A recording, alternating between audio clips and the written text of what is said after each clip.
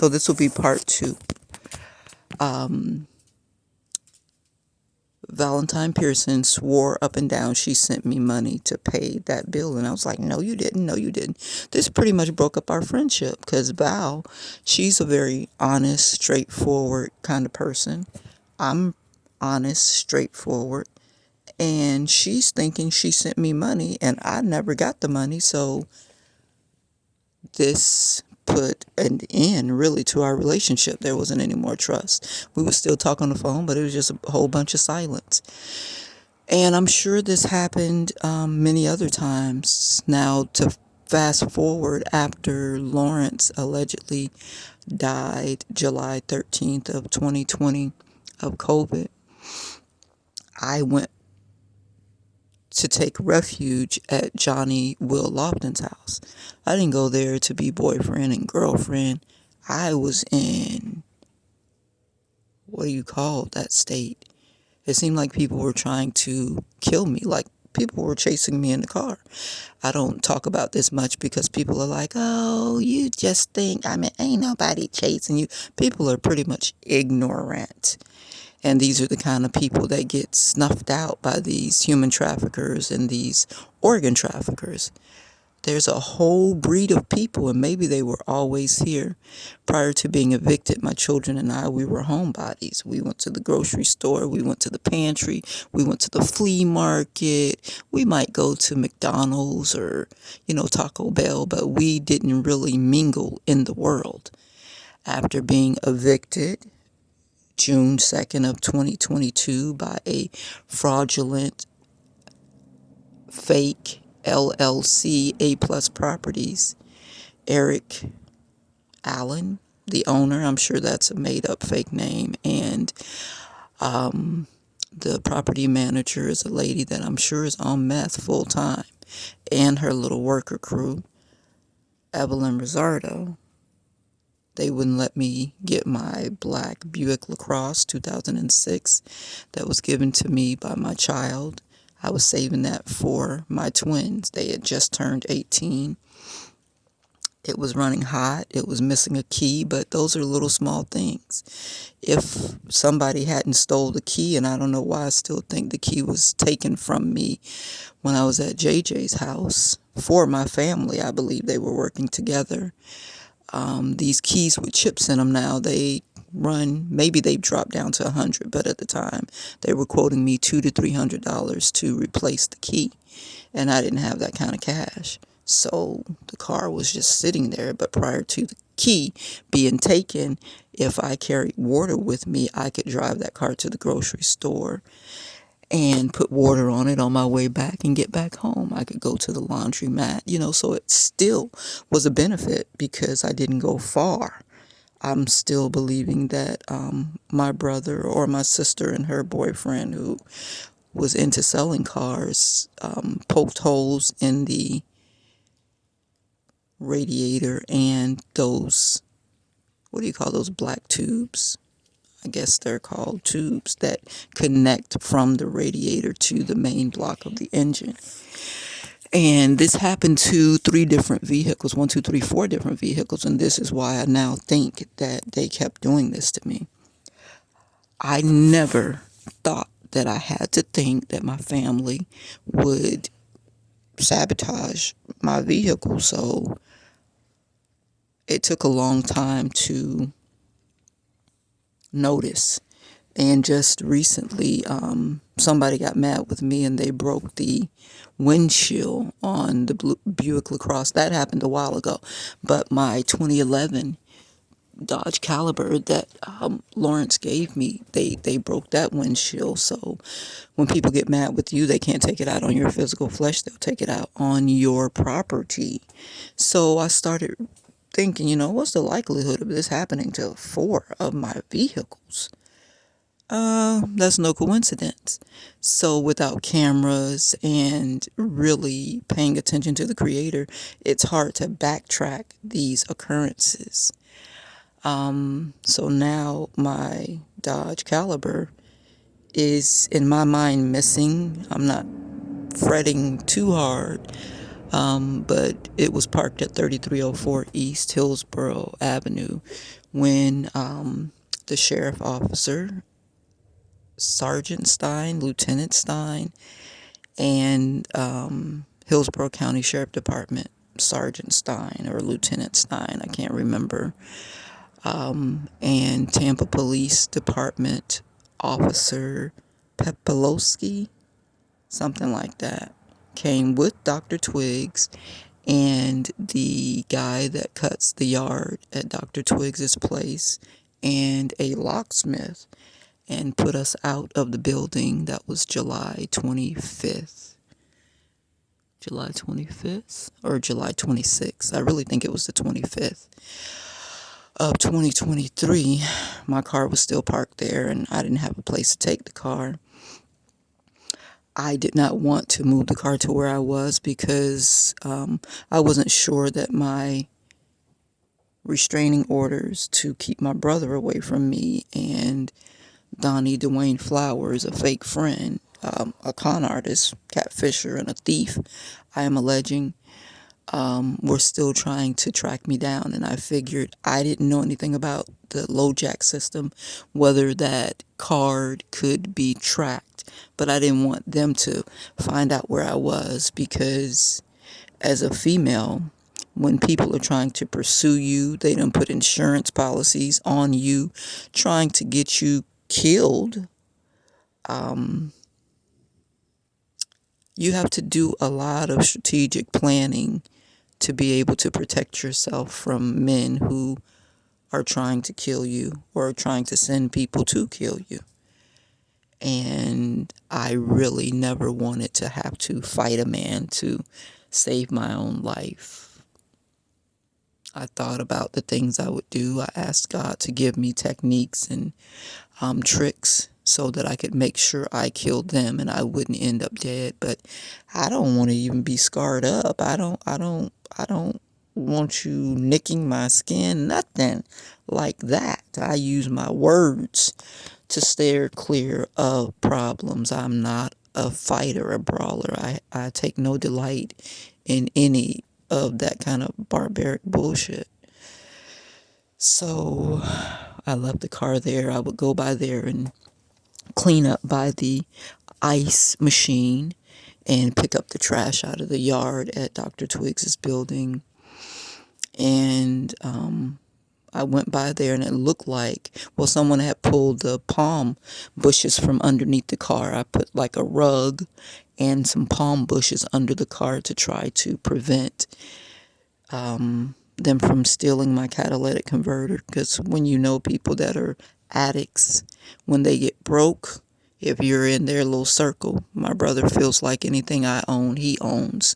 I think all my siblings feel that way. If it's mine, it's theirs. I owe them for life, I guess. So they had pulled the stuff from underneath the car, and I went over there, cleaned up, and me and Angola, we stuffed the stuff back up under the car. And we would pass by on the bus and just keep checking on it. I'd stop by, put a for sale sign on it. That's one of the tricks you do when code enforcement comes. You just pretend like you want to sell your property, and that'll give you a little more time. Code enforcement is a beast that we must tame. They do way too much, and they have become a criminal organization, really.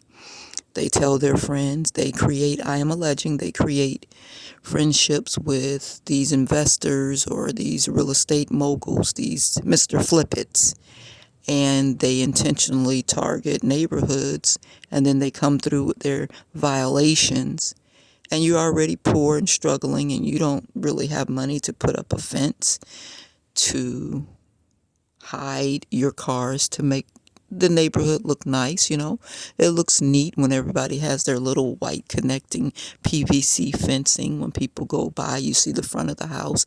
You can't see what's in the backyard, and it looks really neat. So my SOS 5 STEMG Academy, we were working to open a not-for-profit organization, or maybe for-profit organization, where we went around and cleaned up people's yards for free, put up the fencing, and they would Well, it wouldn't really be for free. We would do it with no charge. But on the books, you would still owe something. And you could pay that off with donations of things that you had that might have been valuable. And we would sell it at our thrift store. Or when you got your income tax payment, you could make an annual payment on your bill. And not so much to make money, but to keep the neighborhoods looking good and to allow people to keep their things. Some people have antique cars, trucks that they want to keep, and it should be their right to keep. They bought a house, they got a piece of property, there's their land, and their stuff is on their land. But then you have, let's say a real estate mogul that has interest in your property. So he calls and makes a complaint. And because of me, you can no longer make anonymous complaints about people's property. If you feel like something's wrong, you should, address that. People were just going by and complaining on houses, and the code enforcement guy would show up, the property police, your HOA, a city HOA, and depending on who you had as a code enforcement officers, things would go well or not go well. And this gives opportunity to run down the property value and put a lien against the property. And then once they tear up the morale of the property owner, a lot of things can happen. I'm even alleging that there is covens, witch covens, that come behind that or before that, and they are doing witchcraft on the owners to kill them. And yes, people can do spells and things and kill you. I almost died, and the pain that I felt in my body, there was no explanation for that pain other than some esoteric behind the scenes happening. It took a long time for me to even believe that this was real and this could even take place. Once I decided to believe that's what it was, I had to go in and say, okay, God, you got me. I believe it. Now, how do we fix it? And he told me, she, the Trinity informed me what I needed to do to save my nominal life. I suffered a lot. I'm in a lot of pain. I mean, wow. I don't want to go into that heavily because when it happens to you, you need to be the one to go and beg of God to get the information. I have put many pearls before swine. I mean, that's been my life as an activist, as an educator, as an advocate, as a protector. I give information away and people spit upon me, call me crazy, schizophrenic, called me a witch just for being a good mother. And when that first started happening to me, I just didn't take to it well. Now, I've softened up just a little bit. So this whole talk right now is about me apologizing to the people that met me, came into my life, and tragedy followed them because of the people that were following me. I'm going to say secretly because I had no clue. Trying to take my health, my wealth, anything of value, my gifts. And so anybody that I would befriend, that I would call on my phone, that would pull up at my house, I am alleging they took your license plate, they followed you, they sent marks behind you, they sent people to come and befriend you, to marry you, so that they could take your wealth, partake in your wealth, maybe even slowly poison you. If you marry a person, y'all get insurance policies on each other. This person is making you feel like or believe that they love you when they are slowly poisoning you, whether they're doing that with voodoo, or roots or black magic. I don't know the names and I don't know the differences. So, no disrespect to any of those things I just called out. But whether they are doing chants or paying people to keep you in their life, paying people to do domination type spells, paying people to make you fat, make you ugly because they don't want you to leave, or, whatever these people do. I want to apologize. I guess I should apologize because you knew me. They targeted you. And I had no clue. And Harold, I really didn't tell those people you were going to pay my loans. And Johnny Will Lofton, I was downtown. And let me say, Valentine, I did not get that money you sent. The $50 you sent me when I told you I needed help with the bill, I put that $50 on that bill, but that bill was like $300. So that $50 was just to hold it from being auctioned off. If you sent additional monies, you said you did, I didn't get it. Okay? So I'm alleging somebody in my family got it. It was four of us siblings. We grew up. We were all connected to that house. We all had stuff at the house. We all got mail at the house. If they pulled my mail out of the mailbox, I am alleging for a long time these people have been going through my mail and I had no clue. I just started to pick up on that after Lawrence's alleged death. That was 2020. I was saying to the children, I used to like to look through my USF alumni magazine when it came out, because USF, the University of South Florida here in Tampa, they are cutting edge with the research. And I really thought at 50 years old I was going to do two things: move to Puerto Rico and go to medical school because it was allegedly free. And I wanted to become a comedian. I wanted to start my career as a comedian. Oh, so there's three things. I said I was going to have a baby at 50 so that I could continue to be youthful, look youthful. When you're pregnant, many wonderful things occur. And if you're getting the proper nutrients, I meant your hair grows and a lot of great things happen. So I thought I would have a baby or get pregnant at 50. And I thought by 50 I would be well off, kind of rich, so that I would not have to bring a burden on my existing children by turning them into babysitters. And I would not be struggling to take care of my child like I struggled to take care of the five before that child. I did get pregnant, and I told a fake friend of mine, Donnie, and I am alleging that some kind of way, I told Lawrence too. I became unpregnant. So I don't know if that happened when I went to that planning place. What I know now that I didn't know back then: when people give you a water bottle, just because it looks clear doesn't mean it doesn't have something in it.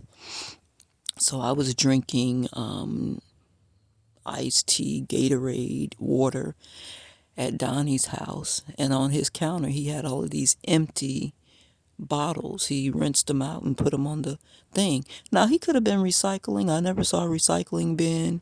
When his alleged niece would come and pick up the empty food containers, I never saw him bag up the empty containers, the empty water bottles and empty tea containers and empty Gatorade containers. So now, after watching the movie Alone and watching all of these little YouTube shorts where people roofie people, I wonder if he was refilling those containers and putting something in it and resealing them.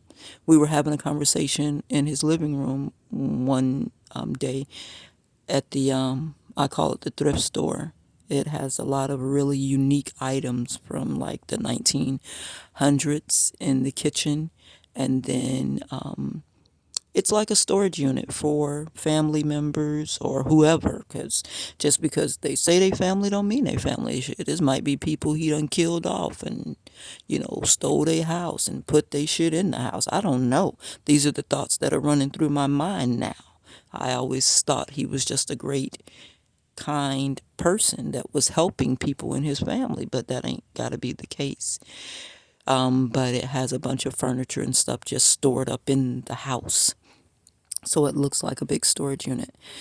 And that's at 1316 East 15th Avenue, Tampa, Florida, right adjacent from Academy Prep, down the street from, what's the bakery? La Segunda, right there at 15th and Columbus. Or Republic de Cuba, I think they call it that in. So I think he was refilling those bottles and putting something in it. And one day we were talking, and he was saying something about, yeah, sometimes people just need a little medicine.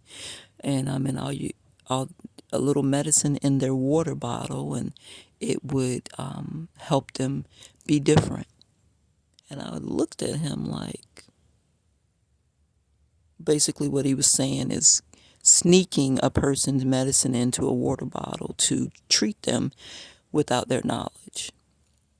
That should have been a really big red flag. Now, it did make me scrunch up my forehead, but I still kept coming there, and I still kept eating the food, and I still kept drinking those bottles because they were sealed.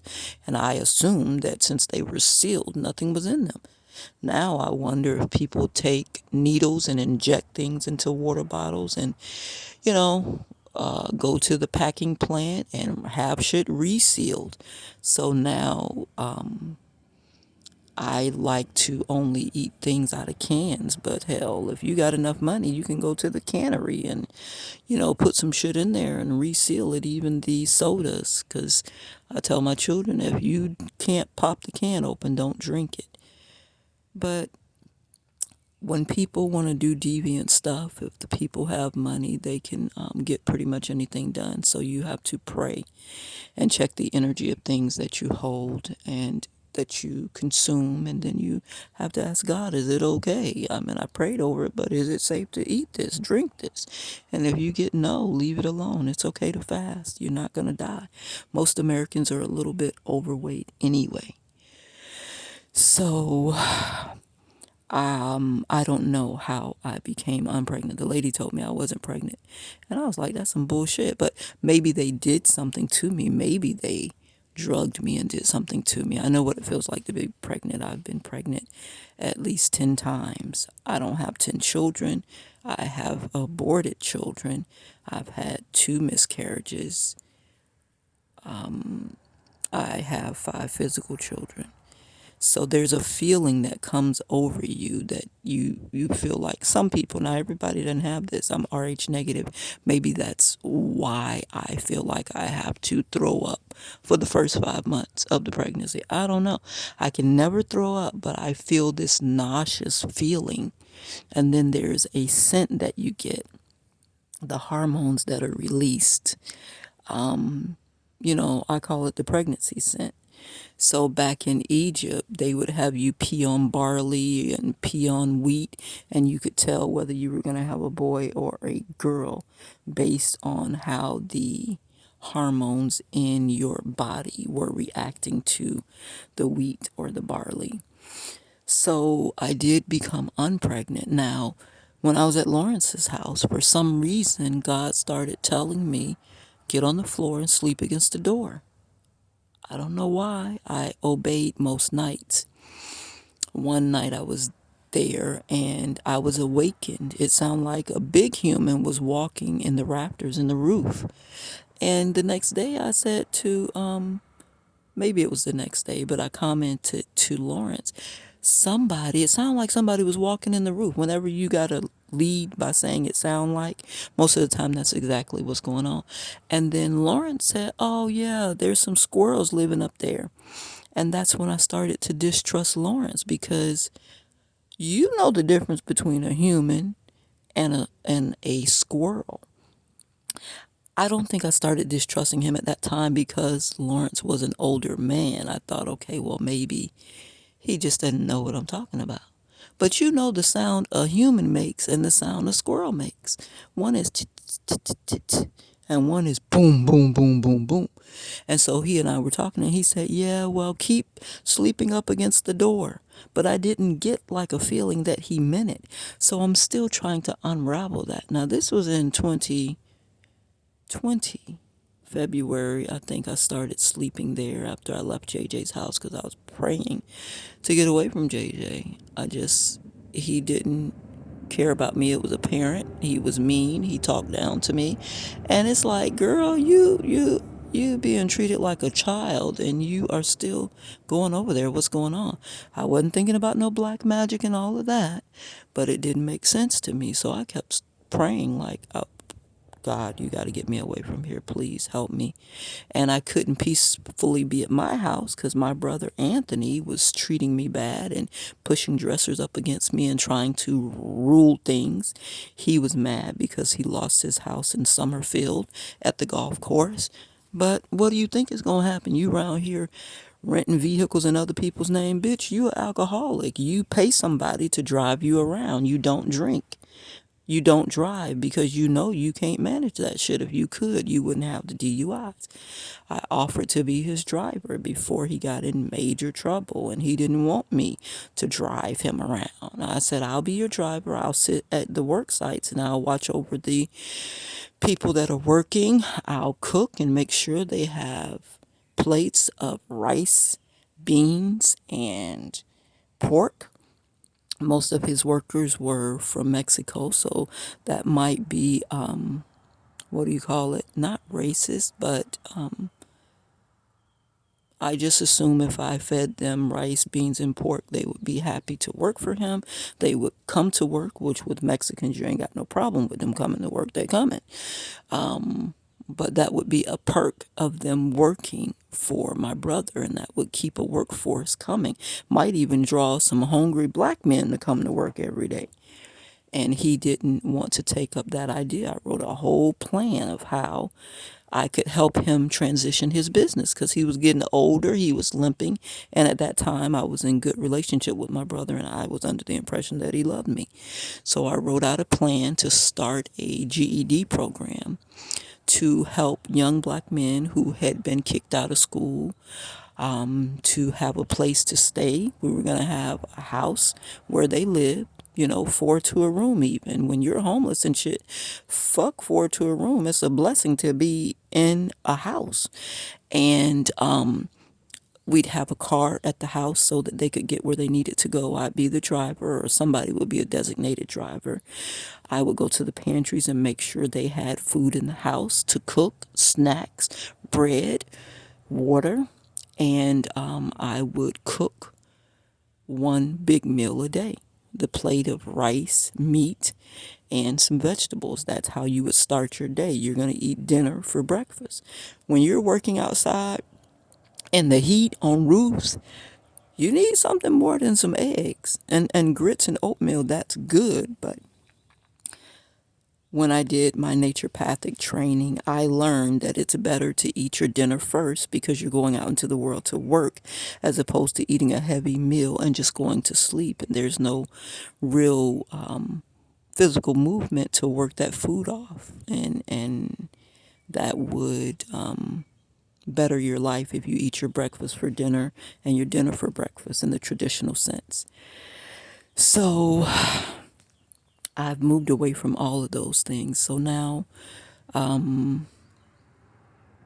all of the people that were being attacked because they knew me, I apologize. I tried to warn Lawrence not to let my brother back in the house. My brother came down to his house talking against me, in my face, mind you. Lawrence let him in, and he's like, oh, Lawrence has been around culture, money, people who had businesses, so they focus on building their business, not, the arguing and fighting of black people. And for some reason, he felt like he could help my family. I told him, this is not salvageable. You're My God saying, you're supposed to be helping me separate from these people so I can live the life I want to live. These people don't want to live the way I want to live. They want to live very different, and they see me as their little pet or their child or their cash cow. And so when Lawrence let my brother in, he came and sat down on the man couch. And Lawrence was like, yeah, she's helping me. I'm really happy, because I cleaned up things and got in the living room looking good, got the rooms looking good, put the things that were in those rooms in the storage shed in the back. And I'm burning my incense and boiling my sage to get negative energies out of the place and just trying to make it a home for him. And I wasn't even at Mr. Lawrence's house thinking, oh, well, this going to be my man and my husband. When he said I could sleep at his house and I didn't have to worry about being at the house with my brother and him arguing and mistreating me, and I didn't have to go back to JJ's house for relief to watch movies and just try to think about my life and how to pull myself from up under.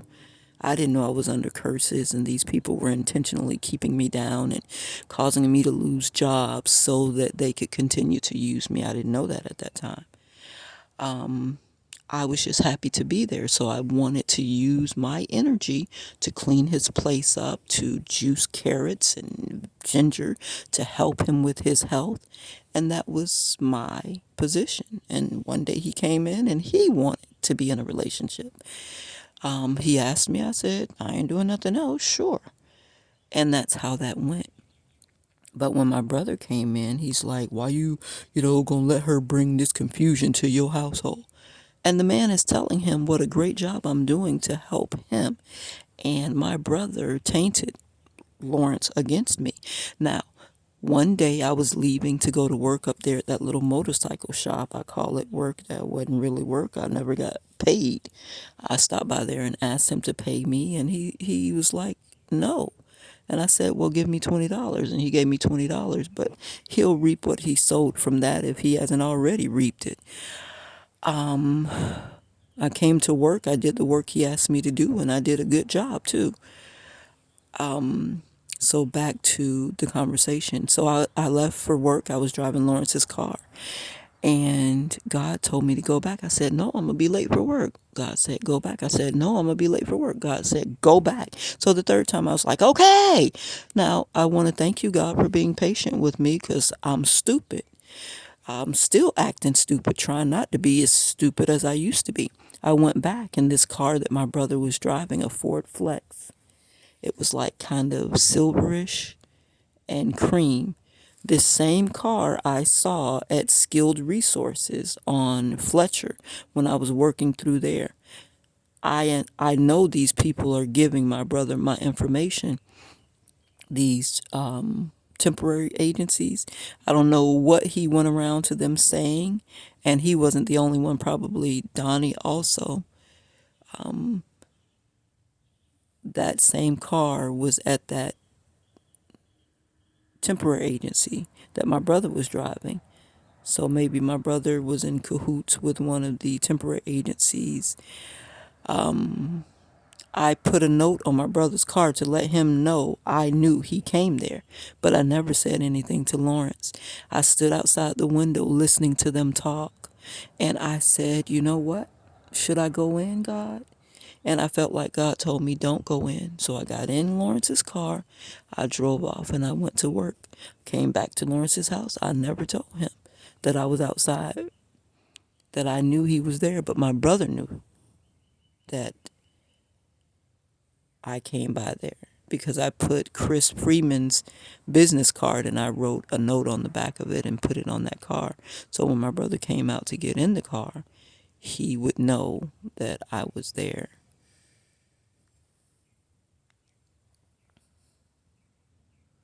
I heard Lawrence's voice, so really I don't know who was in that car. I'm assuming it was my brother though. And that just hit me as I was talking. I'm assuming it was my brother. It might not have been my brother. All right. So I want to apologize to you guys for that.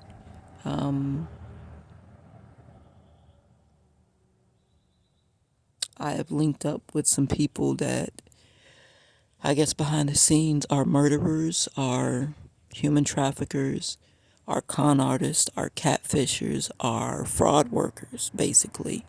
So I apologize. I'm a bad picker. I don't pick friends well, it seems. And I guess because I was allowing people to pick me and I would just go along with it. That's part of the problem. I really never picked friends. I let people pick me. And I always was trying to show that I was a healer. So I would stay around unhealed people. And where there's unhealed people, there's going to be problems. So I apologize and I hope and pray that they didn't cause you much harm and that your practices were able to save you. I did tell one person what was going on, and I hope that saved his life. Neely Fuller Jr., when he fell sick, I really felt like they were attacking him because of me. And I'm seeing Donnie's face in my mind as I talk. So maybe it's Donnie and his baby mama that pop pills, or I don't know how many of the stories people told me were actually true. He kept talking about his friend had a daughter and she was walking up and down the earth and she was on drugs and she won't speak to him and all of that. And I really felt like he was setting up that persona for me. And I really now feel like he is one of my major doppelgangers. He was trying to get me in his car. That was after we were evicted. And he pulled up on me on Nebraska. And he was trying to get me in the car. And I really felt like he was a part of the people that were trying to get me put in an insane asylum. I think he was working with John Waldron. And he said to me in the conversation, well, what about John Waldron? I said, Mr. John is one of the most intelligent people that I know. And he had something in his hand. I don't know if it was a phone. I don't know if it was a energy weapon or a phone jammer so that I couldn't call 911. And he was moving closer to me. And as he moved closer to me, I moved away from him. And I was yelling at him. I said, you knew. He knew I was going to be evicted. He pulled up to my house in this little black Mercedes van, which might have been my van that he paid for with money he stole from me.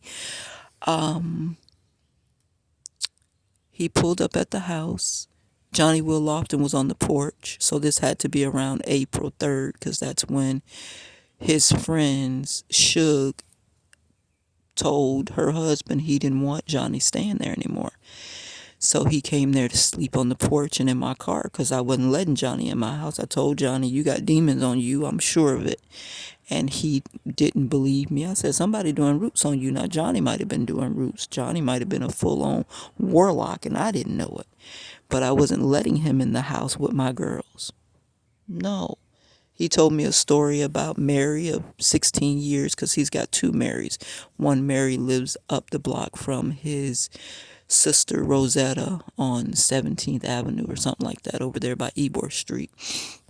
And then the Mary that he spent 16 years with that was his girlfriend. He said that Magnolia stole money off of his card while he was in the hospital. But Magnolia and her girlfriend were at the house and they didn't clean up or something. And he told them if they weren't going to clean up, that he was going to have sex with both of them. And I'm like, why would this man tell me this foolishness? Maybe because he thought I was going to find out. Maybe because he felt comfortable with me and, saw me as a friend and wanted to confess. I don't know why he told me that. And I said, Johnny, you told your girlfriend's daughter and the girlfriend's girlfriend, you were going to have sex with them if they didn't clean up. They weren't paying no bills. I was like, whoa, that's crazy. So when did you know you wanted to have sex with her? If you were with the lady for 16 years, the baby had to be a small child when you met her, when you met the mama. So did you know you wanted to have sex with the girl when she was 5, when she was 7, when she was 9, when she was 12, when she was 11? I said, you need to apologize to that child. And he was like, I ain't apologizing for nothing. She stole my money. And that's when I knew that Johnny Will Lofton and Aileen Atkins was going to be nothing. I got 3 girls. And you think, oh no, no, no, no, no, no. So I already knew that was going nowhere. But trying to see trying to give him an opportunity to show growth. I said, you should apologize to Magnolia. You should apologize to the mama. So I think that's what happened to cause them to no longer live together. He said, I ain't do nothing wrong. The police didn't arrest me. And I'm looking at him like, wow. So that's when I started saying, well, God, I'm thinking I got good sense. Now, what is going on here? Are you leading me to these people because you're giving them their last little chance to get life right? And that's what I realized. God uses me as a dangling carrot. Usually, if I'm in your life, this is your last chance before God brings down the hammer upon your head. And he's giving you an opportunity to atone for your past sins. And he was not interested. He got very angry with me about me saying that he should apologize. One day after that, I was leaving. Let me see. I'm mixing up many stories now. Every time I get on here to make a short video, it turns into a long video. Lord, am I supposed to continue ranting? Yes. Okay. So one day I was leaving his house and he wanted me to stay. He said, I want to go get ice cream. Don't leave yet. His neighbors were having a gathering. The lady across the hall at River Pine, Dolores, had her friend over and they were sitting out on the porch. Johnny lived on the porch in his chair with a, cushion in the lawn chair, and his girlfriend. His girlfriend's name is Paul Masson. So because Paul Masson is a brandy and it's a man name, I call her Paula Masson. That's his true girlfriend. So he and his girlfriend were sitting on the porch, as he almost always was if he wasn't sleeping or cooking his every 2 days meal. I said I'm leaving. He didn't want me to leave. I had finished filing the complaints because they were evicting him for having the chair on his porch or some foolishness. I think it had something to do with JJ, but I don't know. He intentionally wanted me to stay so I could meet Mary. So Mary and her son came up, and he said to Mary, hi, this is my caretaker. And I'm looking at him like, what is wrong with this man? Caretaker, what the hell is going on? I'm not really good with cunning, slick street shit. It takes me a while to dissect and figure out what's going on. I said, Johnny, why are you lying to this lady telling her I'm your caretaker? What is going on here? I said, listen, lady, I'm not his caretaker. This man is always trying to have sex with me, and maybe he was mad because I wouldn't have sex with him. God told me not to. So I said, I'm not going to disobey God, not on something like this. When I had sex with him, it was once in life. It was in 2019 before I ever met Lawrence. So this is how I knew to go back to him after Lawrence passed away in July of 2020. So I said to her, he said, this is Mary. This is my Mary of 16 years. I said, oh, okay, pleased to meet you. He's talked about you. Mary's son was with Mary, and he was like, oh, no, this ain't the one I wanted to see. And he was like talking down and making the young man feel bad, I felt like. I'm like, what is wrong with him? I said to Mary, how is Magnolia? She's like, Magnolia? What do you know about Magnolia? I said, I told Johnny he should apologize to her for what he did. And he got mad. I ain't apologizing to nobody. And just got really mad. I said, whoa. He said she shouldn't have stole my money. And then Mary said, well, Johnny, you used to pay bills, whenever you wanted to. You didn't, pay no regular bills when you was living with me. So now the truth is unfolding. He tried to sell it to me like he lived with her and he was, some kind of breadwinner. And that was not the case. So now he is fuming and angry with me like he wants to, strangle me. But, Paula Masson then took his good force away. He's just a little drawed up old man now. But that showed me that that man had no growth. He was the same person he was when he said he was going to do that to that girl. And so that gave me something to think about, to conclude, really, no more thinking. And Mary got an opportunity to see that for whatever reason, you coming back around here seeing this old coon, he ain't changed. He still feels the same way he felt the day that whoever, the girls, called the police on him, that he ain't do nothing wrong. And that showed me that I've been looking at older people and thinking, they're respectful. They should be respected based on their calm demeanor. And just because they old don't mean they good, don't mean they wise, don't mean they learned a damn thing. And that's why I don't necessarily respect people because they're old. Just because you get old don't mean you get wise. And that's why sometimes when I'm talking about Abraham's mom, I talk the way I do. I asked that bitch to buy me a $10 pack of Pampers. And she told me, I wasn't there when you made it, and I ain't had nothing to do with it, ignorant bitch. And I didn't call her an ignorant bitch. And I'm sure that maybe, Abraham kept trying to make it be like, I know you and my mom disagree. Your mom is dead wrong, bruh. This ain't about no disagreement. And you're sitting there as a full-on grown man and you can't see her wrong? So I would say to her, now you told me you were a Christian. The Bible says a righteous man, and I'm paraphrasing so I might not get it exact, a righteous man stores up an inheritance for his children's children.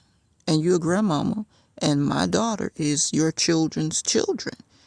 And we done already worked this out because the state of Florida made me swab my mouth, my daughter's mouth, and your son's mouth, right?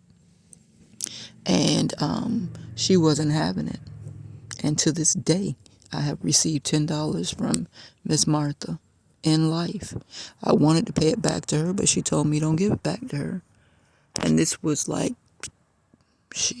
8 to 10 years after me asking her for that first $10. And every time